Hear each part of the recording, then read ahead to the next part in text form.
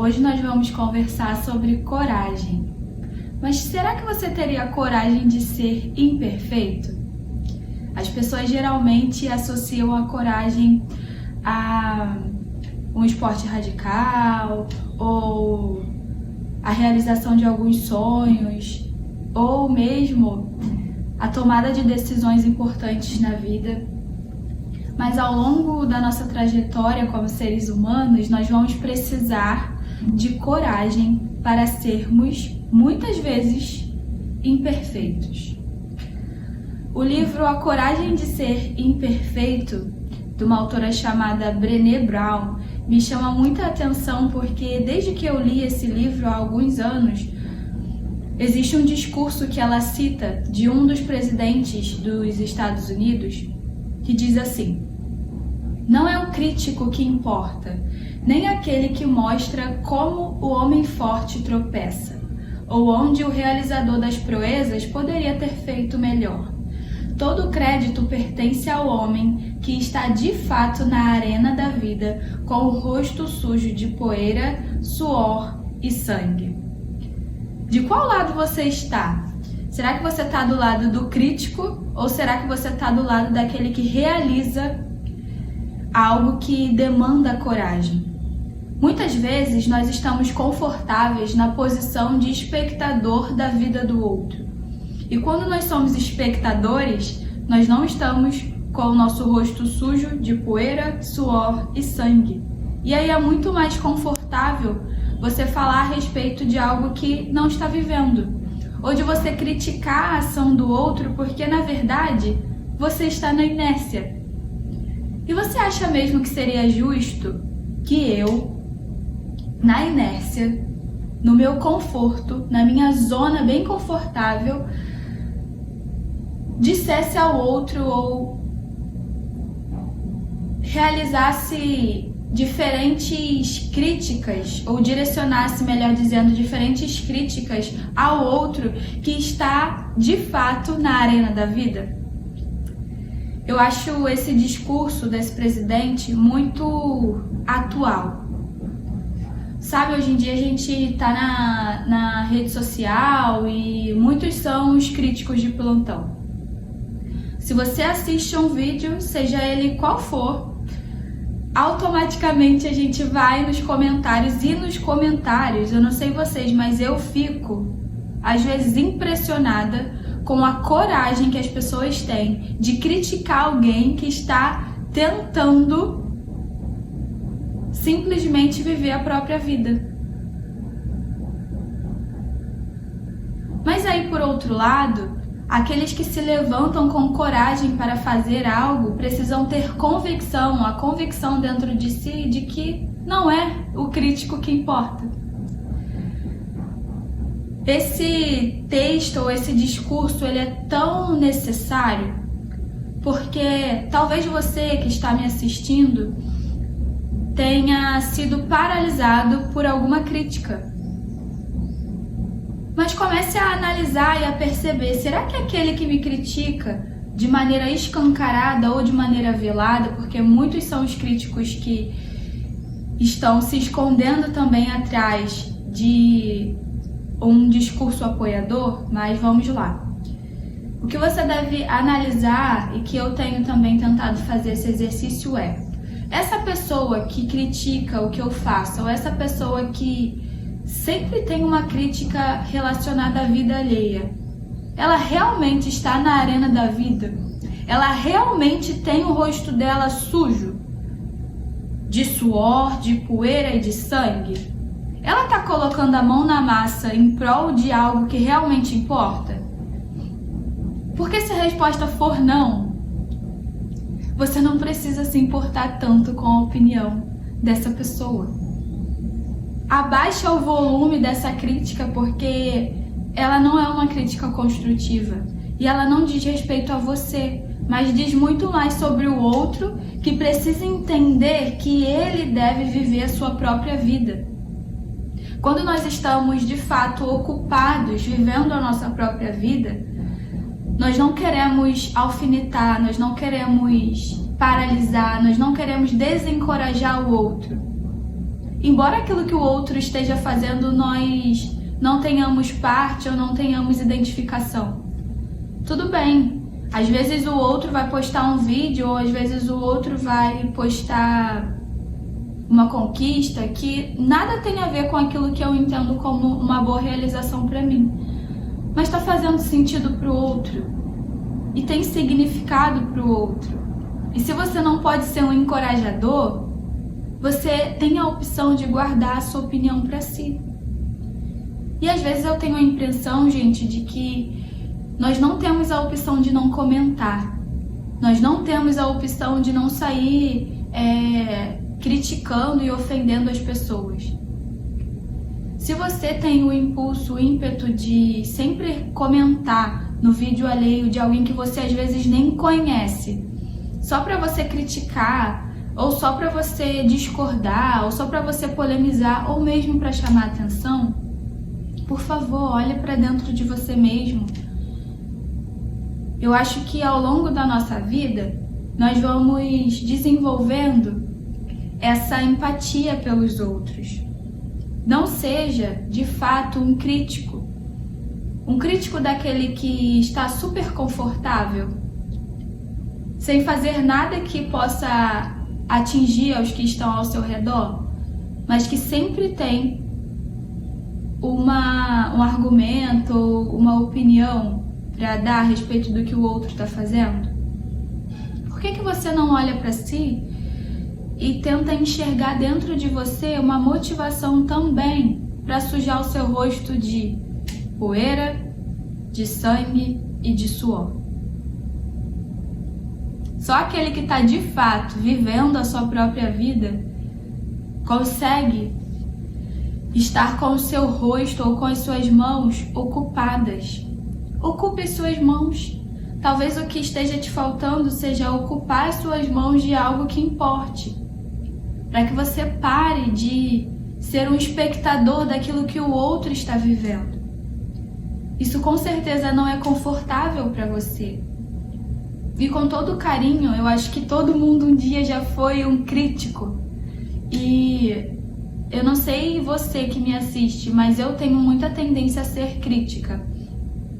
E muitas vezes eu preciso fazer o exercício de me colocar no lugar do outro, ou de engolir a minha opinião e pensar, não, embora o outro precise melhorar nisso, ou embora eu veja que esse comportamento não está tão legal, ou embora eu veja que a ação dele demonstra que ele ainda só está começando, eu quero ser um encorajador, eu quero poder apoiar essa pessoa.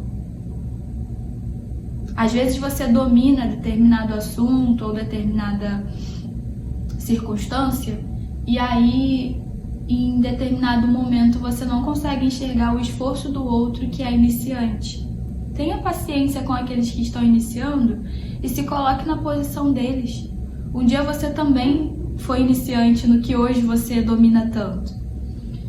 E se o nosso olhar sobre a vida ou sobre as redes sociais não começar a mudar, nós vamos enxergar o outro sempre como um opositor. Sabe, as pessoas estão vivendo as suas próprias vidas, elas não são suas inimigas. A nossa guerra ela não é contra pessoas, é contra seres invisíveis. E muitas vezes nós estamos criando muros ao invés de construirmos pontes. Nós estamos criando barreiras ao invés de derrubarmos essas barreiras. Seja um encorajador, seja um incentivador. Não esteja do lado dos críticos que nada fazem. Mas se existe algo que te causa inquietação, se existe algo pelo qual você fica inconformado, utilize essa sensação de que algo está errado e que algo precisa mudar para mudar o mundo ao seu redor. Talvez você não mude o mundo de maneira geral, porque o mundo é gigante, mas você tem o poder de mudar o mundo ao seu redor. Isso começa quando você decide não ser um espectador da vida alheia, mas quando você decide enfrentar a vida acreditando que, embora você seja imperfeito, você vai realizar grandes feitos com as suas imperfeições mesmo. E no meio do caminho você vai ajustando aquilo que precisa ser ajustado. No meio do caminho você vai melhorando. No meio do caminho você encontra pessoas que seguram na sua mão e te incentivam a continuar. É no meio do caminho. Porque sabe o que diferencia um crítico que nada faz daquele que de fato é corajoso? A realização. O sair da inércia. Dar o primeiro passo. Dê o primeiro passo. O primeiro não vai ser confortável, o segundo também não, o terceiro talvez comece a ficar um pouco mais confortável a você, eu não sei. Mas um dia você vai conseguir chegar onde você deseja. Mas para isso você precisa começar, continuar. Olhe para si mesmo, olhe para as suas convicções, olhe para aquilo que você entende como propósito da sua vida e vá em busca dessa realização. Não aumente o volume dos críticos de plantão. E tenha também compaixão dos críticos de plantão, porque não deve ser fácil viver uma vida de expectativas sobre a realização alheia, quando o tempo está correndo e a sua vida está passando. Tenha compaixão por essas pessoas, porque a compaixão ela também vai demonstrar que você, em certa medida, vai chegar lá um dia, mas não vai se perder, talvez, de você mesmo ou dos seus princípios. Sempre exercite a compaixão no meio do caminho, porque muitas pessoas vão ser críticas daquilo que você realiza. Também saiba receber críticas que você entende como sendo boas para o seu avanço, porque nem só de elogios nós vivemos. E eu diria que um bajulador, ele na verdade acaba sendo um empecilho para o seu progresso. Então, também valorize as pessoas que estão ao seu lado nos momentos bons e ruins e que conseguem te ajudar a melhorar. Mas toda crítica, ela deve ser uma crítica justa, no sentido de que, será que criticando o outro que está se movimentando, olhando para mim mesmo, eu tenho realmente esse direito? Eu estou também me movimentando?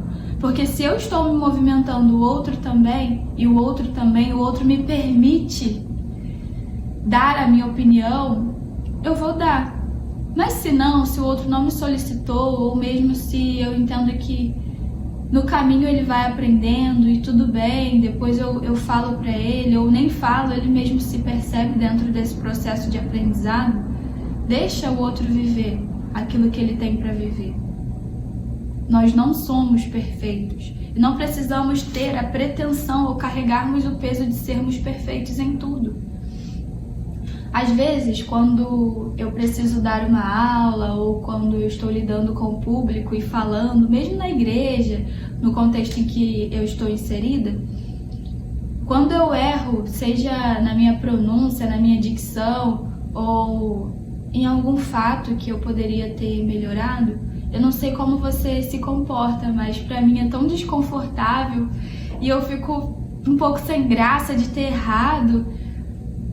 E aí depois, com o tempo, eu tento pegar um pouco mais leve comigo e entender assim, poxa, eu só errei ou eu só expressei algo que não foi de fato o que eu gostaria, ou eu só disse uma palavra errada, ou só me coloquei talvez de uma forma muito leiga no assunto, porque eu tô me permitindo sujar o meu rosto de suor, de poeira e de sangue.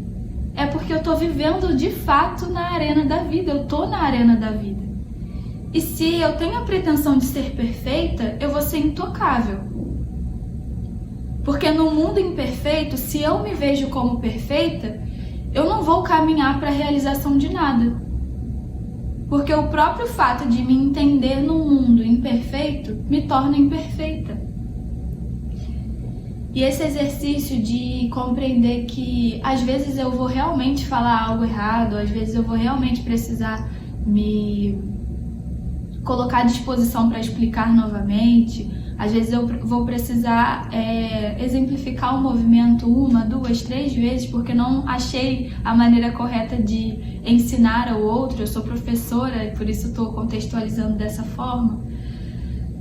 Mas eu só preciso fazer isso porque, de fato, eu tô na arena da vida, eu tô vivendo a minha vida, eu tô avançando, eu tô me desenvolvendo e eu tô no meio do caminho só. Existe um versículo que eu gosto muito e eu quero deixar para você pra gente encerrar esse bate-papo. E esse versículo se encontra em Filipenses, no capítulo 3. No versículo 13, diz assim: Irmãos, não penso que eu mesmo já o tenha alcançado, mas uma coisa faço, esquecendo-me das coisas que ficaram para trás e avançando para as que estão adiante, prossigo para o alvo, a fim de ganhar o prêmio do chamado celestial de Deus em Cristo Jesus. Qual é o seu chamado? Siga em direção a esse chamado. Prossiga para o alvo. Porque, de fato, nós vamos precisar ter coragem para sermos imperfeitos. E fica aqui a minha sugestão de leitura para você. Leia o livro para você entender melhor o que eu estou falando, A Coragem de Ser Imperfeito, da autora Brené Brown. Eu tenho certeza que vai ser uma leitura que vai abrir o seu horizonte quanto à questão da imperfeição. Nós somos imperfeitos, mas que buscam serem aprimorados. Nós não estamos confortáveis da maneira em que estamos, mas precisamos também entendermos que em alguns momentos nós vamos errar. Nós vamos precisar recalcular a rota, nós vamos precisar ter paciência conosco mesmo, com os outros. E para que a gente não seja somente um crítico de plantão, nós vamos precisar, de fato, entrar na arena da vida e sujar nosso rosto de suor, poeira e sangue.